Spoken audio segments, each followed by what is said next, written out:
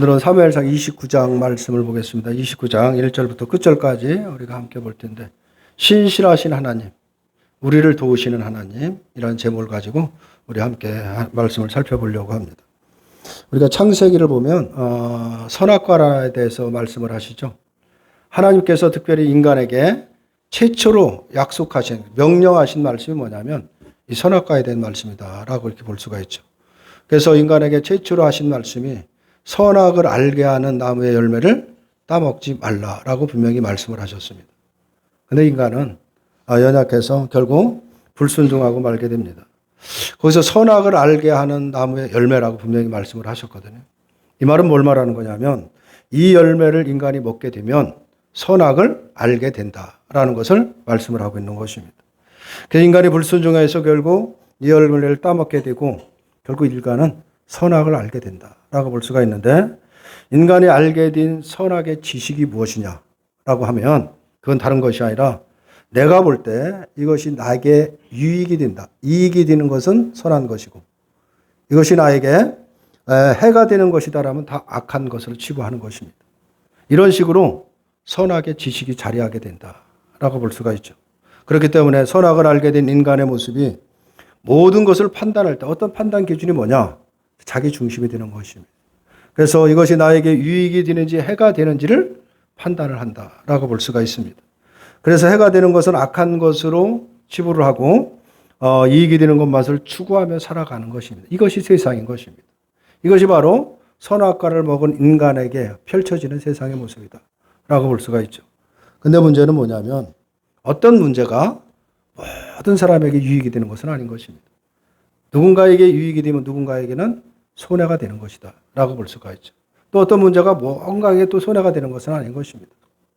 누군가가 손해가 되면 누군가는 또 이익이 된다라고 이렇게 볼 수밖에 없는 것이죠. 그래서 그러기 때문에 이 세상에서는 어떤 참된 기준이 사라지게 됐다라는 것이, 이것이 바로 선악과를 먹은 불순종으로 인한 죄의 모습이다라는 것을 볼 수가 있는데, 그런 어떤 참된 기준은 사라지고 오직 자기 입장만 서 있다라고 볼 수가 있는 것입니다. 내 생각이 중요한 것입니다. 그래서 모든 인간은 자기 기준으로 살아간다라고 볼 수밖에 없는 것이죠. 내가 볼 때 이것이 맞는 것인데 저 사람이 틀렸다라고 반대를 한다 보면 즉시로 그 사람을 배격하는 것이 이 사람의 본성이다라고 볼 수밖에 없는 것입니다. 그래서 이 땅은 끊임없이 그런 갈등 속에 또 살아갈 수밖에 없는 것입니다. 그래서 지금의 인간관계의 모습만 봐도 손해와 이익의 여부에 따라 그 관계가 형성이 되고 수시로 변하는 것이 인간관계의 모습이라고 볼 수밖에 없는 것입니다.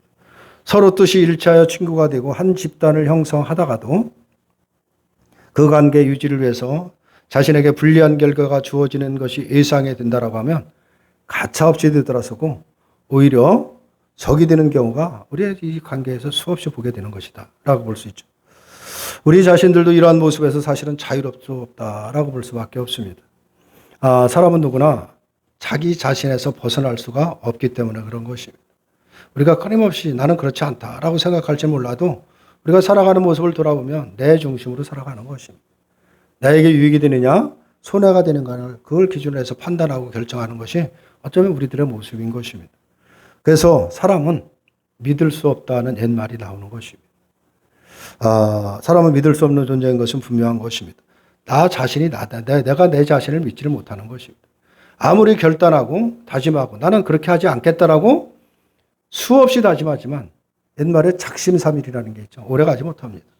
금방 마음이 변하게 되고 그 세대에 따라서 나의 유익에 따라 끊임없이 마음이 바뀌는 것이 뭐냐? 우리들의 마음인 것이죠. 그래서 어떤 결심이나 각오도 주변의 여건과 상황에 의해서 얼마든지 포기해버리고 자신의 생계와 생존을 위해서 나가는 것이 우리들의 모습이다. 그리고 우리들도 거기서 자유롭지 못한 것입니다.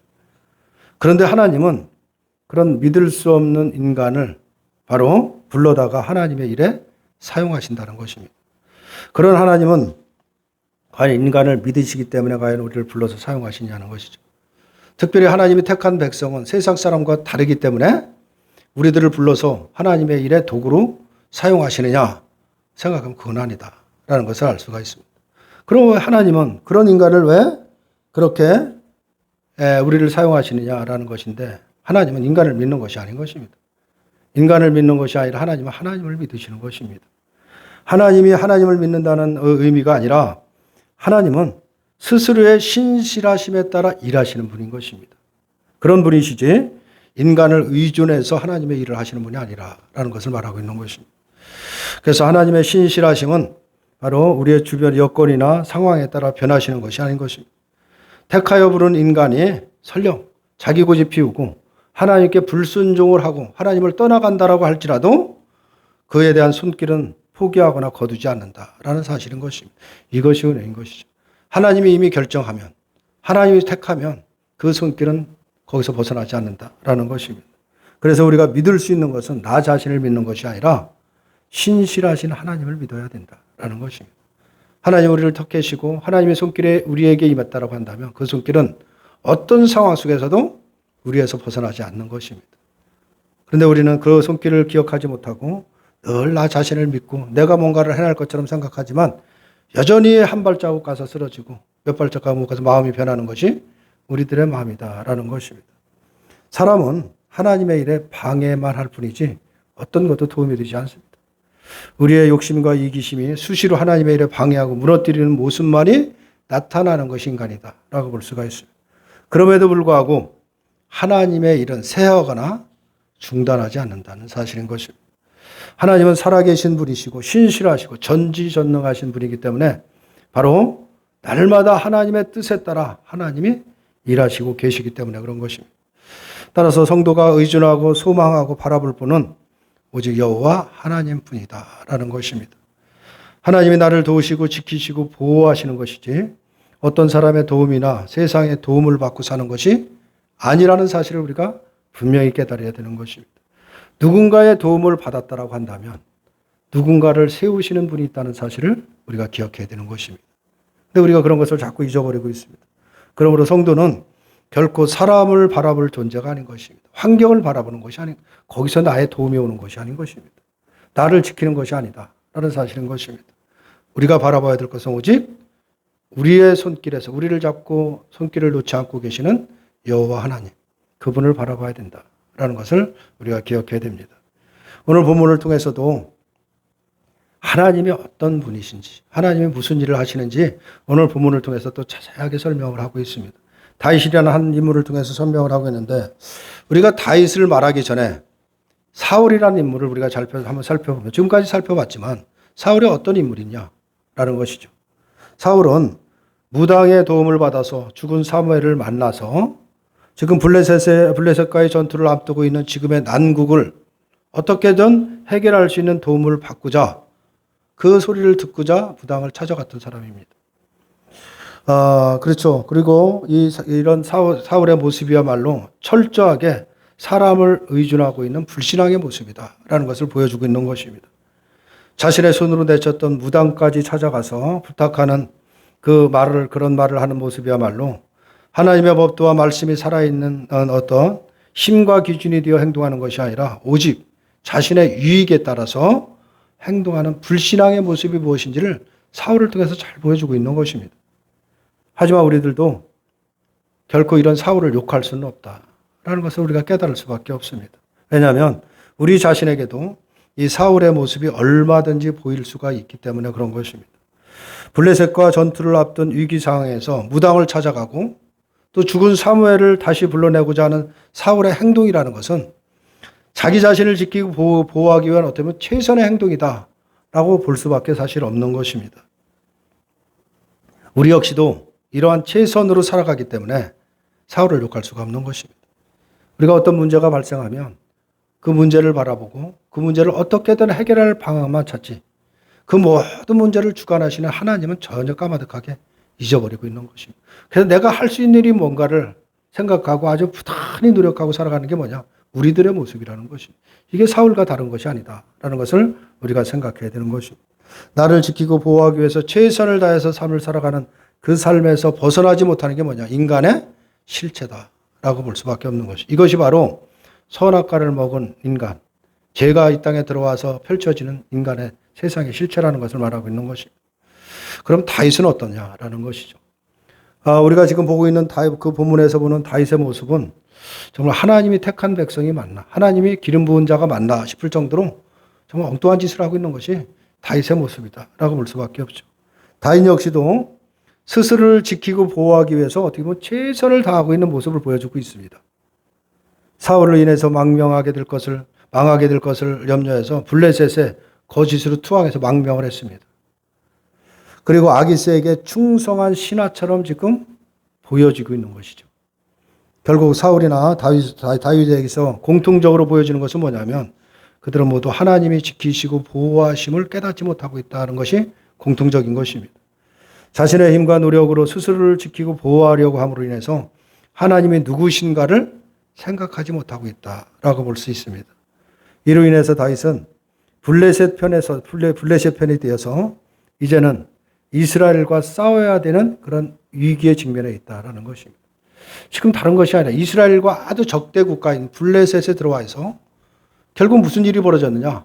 자기 하나 지키고자 하는 어떤 그런 상황 속에서 결국 인전 자기의 동족인 이스라엘과 싸워야 되는 그런 상황이 직면해 있는 것입니다. 스스로를 보호하고자 한 그 노력이 결국 뭐냐면 자신을 위기에 몰아놨다라는 것을 보여주고 있죠. 이런 상황에서 하나님이 지금 어떻게 일하시는가를 보여주는 것이 이 29장의 말씀이다라고 볼 수가 있는 것입니다. 우리가 먼저 생각해야 될 것은 뭐냐면 과연 다윗은 지금 다윗이 하는 행동 하나하나를 보면 과연 하나님의 지키심과 보호하심을 받을 만한 그런 자격이 있는가를 우리가 생각할 수밖에 없는 것입니다. 도대체 다윗이 하는 행동을 보면 하나님이 그런 사람을 왜 지키고 보호해야 되는가 이런 의문이 들 수밖에 사실 없는 것입니다. 지금까지의 모습을 본다면 다윗 역시도 사울과 다르지 않다라고 볼 수밖에 없는 것입니다. 이방인이며 이스라엘의 원수인 블레셋을 의지해서 자신을 보호하고자 하고 있는 것입니다. 그리고 아기스의 신임을 얻어서 이스라엘과 가까운 사람들을 죽였다 쳤다라고 하는 거짓말까지 한 사람이 누구냐? 결국 신임을 얻기 위해서 거짓말한 사람이 다윗이다라는 것을 알 수가 있습니다. 분명 이런 모습을 보면 하나님을 잊어버린 사람의 모습이다라는 것은 분명합니다. 그런데 하나님은 이러한 다윗을 돕고 지키고 보호하고자 하는 그런 모습을 보이고 있는 것입니다. 이것을 볼 때 하나님은 인간의 행위를 보며 도울 자를 돕는 것이 아니라 인간을 보면서 그 사람을 도울 만하니까 도우는 것이 그런 행위를 보고 있는 것이 아니라는 것을 그대로 드러내고 있는 것입니다. 그런 것이 아니라 하나님이 택하시고 부르신 자를 끝까지 지키시고 보호하시고 도우신다라는 것을 그대로 보여주고 있는 것입니다. 하나님은 하나님이 결정한 일은 반드시 끝까지 이루시는 분이다라는 것을 보여주고 있는 것이 다시 말해서 신실하신 하나님이라는 것을 오늘 29장에서 잘 보여주고 있는 것입니다. 블레셋 편에 되어서 이스라엘과 싸워야 하는 위기에 처한 이 다윗에 대한 도우심이라는 것은 블레셋 사람들의 장관, 그 방백들, 그 장관들이 다윗을 신임하지 않는 것으로 드러나게 됩니다. 그 3절의 말씀이죠. 3절을 보면 블레셋 사람들의 방백들이 이르되 이 히브리 사람이 무엇을 하려느냐 하니 아기스가 블레셋 사람들의 방백들에게 이르되 이는 이스라엘의 왕 사울의 신하 다윗이 아니냐. 그가 나와 함께 있은 지 여러 날 여러 해로되 그가 망명하여 온 날부터 오늘까지 내가 그의 허물을 보지 못하였느니라 라는 이런 말을 하고 있죠. 이것을 보면 이 아기스는 다윗에 대한 전폭적인 신임을 하고 있는 것을 볼 수가 있죠. 그러나 그의 장군들은 바로 다윗을 의심하는 것을 볼 수가 있는 것입니다. 아기스는 다윗에 대해 열심히 변호하지만 방백들은 오히려 바로 아기스에게 화를 내는 모습을 볼 수가 있습니다. 그 5절의 말씀이죠. 5절을 보면 그들이 춤추며 노래하여 이르되 사울을 죽인 자는 천천히요 다윗은 만만이로다 하던 그 다윗이 아니니까 해요. 그런 말을 하죠. 지금 다윗이 누군지 아느냐라는 것입니다. 과거에 우리 이 블레셋 장수인 골리앗을 죽인 사람이 아니냐는 것입니다. 그걸 지금 다시 한번 상기를 시킨다라고 볼 수가 있죠. 그래서 만약에 다윗을 전쟁에 데려간다라고 한다면 만약에 전쟁 중에 이스라엘과 손을 잡게 되면 과연 어떤 일이 벌어지겠느냐라는 것을 지금 말하고 있는 것입니다. 결국 6절과 7절에서 아기스가 다윗을 불러 그에게 이르되 여호와께서 살아계심을 두고 맹세하노니 네가 정직하여 내게 온 날부터 오늘까지 네가 내게 악의 있음을 보지 못하였으니 나와 함께 진중에 출입하는 것이 내 생각은 좋으나 수령들이 너를 좋아하지 아니하니 그러므로 이제 너는 평안히 돌아가서 블레셋 사람들의 수령들에게 거슬려 보이게 하지 말라 하니라 라는 말로서 아기스는 다윗을 다시 돌려보내는 그 일이 이제 벌어진 것입니다. 이것으로 다윗은 이스라엘과 싸워야 하는 그 위기와 갈등에서 벗어나게 됐다라고 볼 수가 있는 것이죠. 엄청난 일이 벌어진 것입니다. 만약에 다윗이 이스라엘과 싸웠다, 어떤 일이 벌어질지 모르는 것입니다. 그런데 그 일을 하나님이 막으신 것이죠. 이것이 바로 하나님의 도우심이다라는 것을 보여주고 있는 것입니다.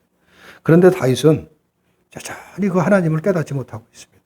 그러면서 돌아가라는 아기스에 대한 말에 대해서 8절에서 뭐라고 하느냐면 다윗이 아기스에게 이르되 내가 무엇을 하였나이까 내가 당신 앞에 오늘까지 있는 동안에 당신이 종에게서 무엇을 보셨기에 내가 가서 내 주 왕의 원수와 싸우지 못하게 하시나이까 라고 하면서 지금 절대적인 아기스에게 충성을 지금 보이는 척 하고 있는 것입니다. 아마 그 다윗의 마음속에는 아주 안도의 한심을 채웠을 것입니다. 그런데 겉으로는 아기스에게 충성한 내가 왜 가서 못 싸울 이유가 뭐겠냐라면서 지금 항변을 하는 그런 모습이다라고 볼 수가 있죠. 이러한 다윗에게서 어떻게 보면 지금 그런 모습을 보면 정말 이 예전의 다윗의 모습이 맞나 싶을 정도로 엉뚱한 행동을 지금 보여주고 있는 것입니다. 예전에 골리앗의 장수, 그 엄청난 골리앗을 싸워서 쓰러뜨렸던 그 다윗의 모습이 과연 거기서 비춰지겠느냐. 그런 모습은 전혀 지금 사실 없는 것입니다. 사울에게 도망쳐 다니면서도 하나님을 의지했던 그 모습, 절체절명의 그 순간에서도 하나님이 나와 함께하고 있다는 그 믿음을 갖고 모든 상황을 헤쳐나갔던 그 모습은 간대가 없는 거고 지금 그 모습이 전혀 사실 없다라고 볼 수밖에 없는 것입니다. 자신을 죽이려고 하는 사울을 하나님 때문에 살려주었던 그런 다윗의 모습을 찾아볼 수 있을까? 사실 전혀 없는 것이죠. 그래서 이 믿음이라는 것은 인간의 다짐도 각오도 아니고 인간이 생산할 수 있는 것도 아니고 인간의 소유물도 아니다라는 것을 깨달을 수밖에 없는 것입니다. 인간에게는 오직 불신앙의 속성만이 그대로 존재하고 있다라는 것을 다윗을 통해서 또 보여주고 있는 것입니다. 그런 인간을 다스리고 고쳐가면서 믿음으로 행하게 하시는 분이 누구냐? 바로 여호와 하나님이라는 것을 말씀을 하고 있는 것입니다. 그렇기 때문에 하나님을 기억하고 하나님이 어떤 분이신가를 잊지 않는 것이 우리에게는 중요한 것입니다. 내가 지금 믿음이 아무리 좋은 것처럼 생각을 할지라도 이게 언제까지 갈지를 모르는 것입니다. 어느 순간에 마음이 바뀔지 모르는 것입니다. 어느 순간 하나님을 까마득하게 잊어버리는 불신앙의 모습이 드러날지 모르는 것입니다. 그래서 우리가 바라봐야 될 것은 내 행위를 바라보는 것이 아니라 오직 어떤 상황 속에서도 우리에게 손을 떠나지 않고 있는 우리를 보호하시는 여호와 하나님을 바라봐야 된다라는 것을 말하고 있는 것입니다. 그래서 그 하나님을 바라보며 나아가는 성도에게는 모든 것이 하나님이 일하시고 행하신 결과임을 고백하게 되는 것입니다. 무엇을 하든 하나님이 하셨다라는 것을 깨달을 수밖에 없는 것입니다. 그 어떤 믿음의 행위도 결코 자신의 경우로 여기지 않게 된다라고 볼 수가 있습니다. 이것이 하나님을 높이는 것입니다. 우리들이 지금 하나님을 믿는다라고 한다면 우리는 하나님을 믿는다라고 다 고백을 합니다. 그렇다면 과연 우리가 하나님의 무엇을 믿고 있느냐라는 것입니다. 무엇을 믿고 있길래 내가 하나님을 믿는다라고 우리가 고백하느냐라는 것을 우리가 생각해 봐야 되는 것입니다. 그리고 또 우리가 진정으로 내 하나님을 순종하고 나간다라고 하면 내 열심으로 지금까지 여기까지 왔느냐? 그것이 아닌 것입니다. 내가 지금도 하나님을 견고하게 붙잡고 믿고 있다라고 한다면 그것은 바로 하나님이 우리를 지키시고 보호하시고 인도하신 결과다라는 사실을 우리가 생각해야 됩니다. 우리 스스로 믿음을 지켜온 것이 아닌 것입니다. 우리는 우리 스스로는 한 발짝도 못 가서 쓰러지는 것이 믿음의 길이다라는 사실을 기억해야 됩니다. 우리는 다만 내 자신을 위해 힘쓰고 내가 살기 위해서 최선을 다하고 살아올 뿐인데 그런 나를 바로 오늘 이 자리까지 인도하신 분이 누구냐? 바로 여호와 하나님이라는 것을 깨달을 수밖에 사실 없는 것입니다. 우리에게 있는 이 불신앙의 속성은 우리를 얼마든지 하나님과 상관이 없는 자로 살아가게 할 수도 있는 것입니다. 하지만 하나님이 우리를 지키심으로 인해서 바로 저와 여러분이 하나님을 믿으며 예수 그리스도를 고백하는, 입술로 고백하는 그런 신자로 오늘 이 자리에 서 있다라는 것입니다. 성도는 이것으로 감사할 수 있어야 되는 것입니다. 다른 것이 감사하는 것이 아닌 것입니다. 나를 이 자리, 지금까지 인도하시니까 하나님의 손길에 감사할 수밖에 없는 것입니다. 나의 모습을 보면 우리의 삶을 신앙을 돌아보면 여전히 세상 사람과 다르지 않습니다. 여전히 그 모습에서 벗어나지 못하고 살아가는 그런 나인데도 하나님은 나를 포기하지 않고 이 자리까지 인도하신 그 하나님, 그 은혜를 생각하면 얼마나 감사하겠느냐라는 것입니다. 그래서 우리는 그 은혜만 생각해도 늘 감사하고 기뻐할 수밖에 없다는 사실을 우리가 생각해야 되는 것입니다. 우리는 나 자신의 생존과 이익을 위해서 모든 일을 계획하고 힘쓰고 노력하지만 사실 우리를 지키시고 보호하시는 분은 바로 하나님이신 것입니다. 지금껏 살아온 것도 하나님의 도우심 때문이지 우리의 힘과 노력이 아니다라는 사실을 우리가 분명히 알아야 되는 것입니다. 그렇다고 한다면 우리는 뭐 아무 계획도 세우지 말고 그냥 가만히 있으면 되느냐라는 것을 말하고 있는 것이 아닌 것입니다. 우리가 모든 일을 계획하고 그것을 이루기 위해서 힘쓰고 노력하지만 사실 우리를 지키시고 보호하시고 그 모든 것을 이루시는 분은 하나님이시라는 것입니다. 지금껏 살아온 것도 하나님 때문이라는 것을 우리가 분명히 생각해야 되는 것입니다. 다만 우리들이 어떤 계획을 세우고 힘쓰고 노력한다라고 해도 모든 일을 하나님의 뜻대로 되어진다라는 그 믿음 안에서 힘쓰라는 것입니다. 내 뜻대로 이루려고 하지 말고 모든 일을 하나님의 뜻대로 하나님이 이뤄가신다는 그 믿음 가운데 우리가 열심을 낼 때 그 일이 잘 되든 그 일이 잘 안 되든 그런 것과는 상관없이 어떤 상황 속에서도 우리는 하나님을 신앙할 수가 있는 것입니다. 이것이 바로 신앙이라는 것을 우리가 생각해야 됩니다. 우리는 스스로 하나님을 믿는다라고 우리가 늘 고백하지만 그러면 과연 우리가 무엇을 믿는가 생각해 봐야 됩니다. 단지 그냥 교회에 출석하고 있는 걸 가지고 우리가 하나님을 믿는다라고 할 수 있느냐라는 것입니다. 그것은 단지 기독교라는 종교 하나를 갖고 있는 것에 불과한 것입니다. 신앙이라는 것은 하나님을 아는 것을 신앙이라고 하는 것입니다. 하나님이 어떤 분이신지를 알고 그것을 믿는 것을 신앙이라고 하는 것입니다. 그런 면에서 오늘 본문은 우리에게 하나님이 누구신가를 말해주고 있고 하나님의 무엇을 믿고 의지해야 되는지를 오늘 본문을 통해서 우리에게 가르쳐주고 있는 것입니다. 다윗의 행위를 보지 마시고 다윗을 지키시고 보호하시고 인도하시는 그 하나님을 생각하시길 바랍니다. 하나님이 어떤 분이신지를 우리가 깨달아야 되는 거예요. 다윗의 행함이 어떻든 그 상관없이 하나님은 하나님의 일을 하시는 분임을 우리가 늘 잊지 말아야 되는 것입니다. 자신의 행위를 기준 삼아서 내가 무엇을 했고 하지 않는 것에 따라서 하나님을 판단해서는 안 되는 것입니다. 그리고 이것이야말로 그런 생각이야말로 하나님의 신실하심을 잊게 하고 하나님이 나를 지키고 보호한다라는 것을 가마득하게 잊어버리게 하는 결과를 초래한다는 사실을 우리가 기억해야 됩니다. 성도는 하나님의 택하심을 입었다는 것만으로도 말할 수 없는 복의 자리에 이미 들어와 있다라고 볼 수가 있는 것입니다. 왜냐하면 그 어떤 세력과 해방에도 포기하지 아니하시는 하나님의 지키심과 보호하심의 관계에 놓여 있기 때문에 그런 것입니다. 내가 하나님이 택함을 받았다라고 한다면 그것이 분명하다라고 한다면 하나님은 결코 우리를 놓지 않는다라는 사실을 우리가 기억해야 되는 것입니다. 그러므로 성도는 삶에서 두려워할 것도 두려워해서도 안 된다라는 사실을 우리가 기억해야 됩니다. 너무 우리가 세상에 집착하다 보니까 작은 문제에도 우리가 두려워하고 염려하지만 우리는 그런 존재가 아니라는 것을 말씀을 하고 있는 것입니다. 살아계신 하나님이 그 뜻대로 자기 백성을 도우시며 인도하시기 때문에 우리는 어떤 상황 속에도 염려할 필요가 없고 두려워할 필요가 없는 것입니다. 이것이 신앙인 것입니다. 이런 신앙생활을 우리가 해나가야 된다라고 볼 수가 있습니다. 다윗은 블레셋 전투에 참여해야 되는 갈등에서 정말 어떻게 이 상황을 벗어날까 엄청나게 고민했을 것은 분명합니다. 과연 내가 어떻게 하면 전쟁에 나가지 않을 수 있을까? 어떻게 하면 저기에서 싸움에서 내가 참여하지 않을 수 있을까? 여러 가지 궁리를 했을 것입니다. 그리고 많은 고민을 했을 것은 분명하죠. 만약에 내가 그 전투에 참여해서 싸움을 하게 되면 이스라엘과 같은 동족과 싸움을 하면 어떤 일이 벌어지겠느냐라는 것입니다. 그 문제 때문에 고민했을 것은 분명합니다. 이처럼 다윗이 홀로 고민하고 방법을 모색하고 어떻게 하면 빠져나갈까를 길을 찾고 있을 때 이미 하나님은 다윗을 지키시는 일을 이미 실행에 옮기고 있었다는 사실을 우리가 기억해야 되는 것입니다. 하나님의 일은 그렇게 하시는 것입니다. 우리가 어떤 문제를 닥쳤을 때 끊임없이 그것 때문에 고민하고 갈등하죠. 도저히 답이 보이지 않습니다. 그러나 그 순간에 이미 하나님은 그 모든 문제를 해결할 그 일을 이미 실행하고 계시다는 것을 우리가 믿어야 되는 것입니다. 그것이 내 믿음으로 다가올 때 어떤 문제에서도 우리는 자유할 수가 있는 것입니다. 하나님의 지키심과 도우심이라는 것은 정말 놀라운 일인 것입니다. 바로 저와 여러분이 이러한 하나님의 보호 아래 있다는 사실을 믿으시기를 바랍니다. 그런데 다윗은 오늘 보니까 블레셋 방백들의 반발로 인해서 자신의 고민과 갈등을 해소하는 그 상황에서도 이제 그런 갈등이 싹 해결됐죠. 그런데도 그 하나님을 바라보지 못하고 있습니다.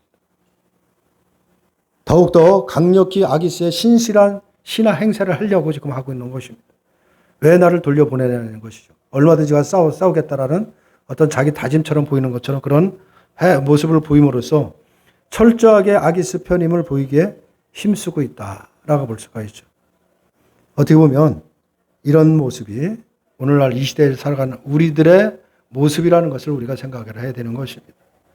어리석은 우리들은 하나님의 도우심과 지키심, 그 하나님의 보호하심에 있으면서도 하나님의 손길을 보지 못하고 있는 것입니다. 이게 우리들의 모습인 것입니다. 다만 어려움이 해소됐으면 그거 해소된 것만으로 기뻐하고 있는 것입니다. 이것이 하나님의 손길을 의식하지 못하는 바로 우리들의 무지함이다라는 사실을 우리가 기억해야 됩니다. 오늘 본문의 말씀은 이런 무지함을 깨닫게 하는 말씀인 것입니다. 우리가 돌이켜보면 어떤 상황 속에서 하나님의 손길은 나와 함께하고 있다는 것을 우리가 깨달을 수밖에 없는 것입니다. 근데 그 순간에를 깨닫지를 못하고 있는 것입니다. 어떤 문제가 해결됐을 때 그 일을 이루시는 하나님을 보고 정말 영광을 돌리는 것이 아니라 그냥 모든 것이 내가 한 것처럼 생각을 하고 착각에 빠져 있다라는 것입니다. 그렇기 때문에 이 다윗의 이야기는 그 다윗의 먼 예전에 있었던 그 후에 그 이야기, 옛날 이야기가 아닌 것입니다. 이것이 바로 다윗의 하나님이 바로 오늘 저와 여러분들의 하나님이신 것입니다. 다윗을 지키시는 바로 그 하나님이 바로 오늘 이 시대를 살아가는 우리들을 지키시는 하나님이라는 사실을 우리가 기억해야 되는 것입니다. 우리를 부르시고 우리를 세워서 일하시는 그 하나님의 뜻은 절대로 포기되지 않기 때문에 그런 것입니다. 우리의 불신앙에도 하나님의 뜻은 해방받지 않고 하나하나 차질 없이 시행되고 있다는 사실인 것입니다. 이것을 우리가 믿을 때 우리는 때로는 염려하고 불신하고 때로는 어떤 불신앙 속에서 살아가지만 하나님의 포기하시고 일하시지 않는 그 일로 인해서 우리의 영혼은 안전하다는 것을 깨달을 수밖에 없는 것입니다. 이것을 우리가 깨달을 때 환경이 어떻게 됐든 일이 어떻게 됐든 내 영혼이 내 생명이 안전하다는 이 믿음이 내게 들어온다고 한다면 환경은 중요한 것이 아닌 것입니다. 모든 것을 초월해서 하나님께 영광 돌리며 살아갈 수가 있는 것입니다. 근데 우리가 그것을 깨닫지 못하기 때문에 늘 어떤 일이 해결돼도 거기 매여 있고 또 더 큰 문제 속에 우리가 또 방황을 하고 끊임없이 환경의 연속이지만 그것을 말하고 있는 것이 아닌 것입니다. 신실한 하나님은 우리를 택하신 하나님은 우리의 구원의 완성을 위해서 쉬지 않고 우리에서 손길이 떠나지 않고 우리를 돕고 있다는 사실을 우리가 기억하라는 것입니다. 이런 하나님을 굳게 믿으시기를 바랍니다. 그리고 이런 어떤 상황 속에서도 하나님이 지키시고 도우신다는 것을 잊어서는 안 되는 것입니다. 내 욕심을 이루신다는 것이 아니라 하나님의 뜻을 이루시기 위해서 우리를 도우시고 지키시는 것입니다. 그것이 뭐냐? 구원의 완성이고 우리의 생명을 위해서 일하시는 하나님이신 것입니다. 하나님의 지키심 아래에 있는 그 자가 바로 복에 있는 자다라는 것을 깨닫게 하는 말씀인 것입니다. 정말 이 은혜가 우리 모두에게 정말 충만히 임해서 어떤 상황 속에서 흔들리지 않는 그런 신앙의 신자의 삶을 살아갈 수 있도록 기도하시는 저와 여러분들이 다 되시기를 주님의 이름으로 축원합니다.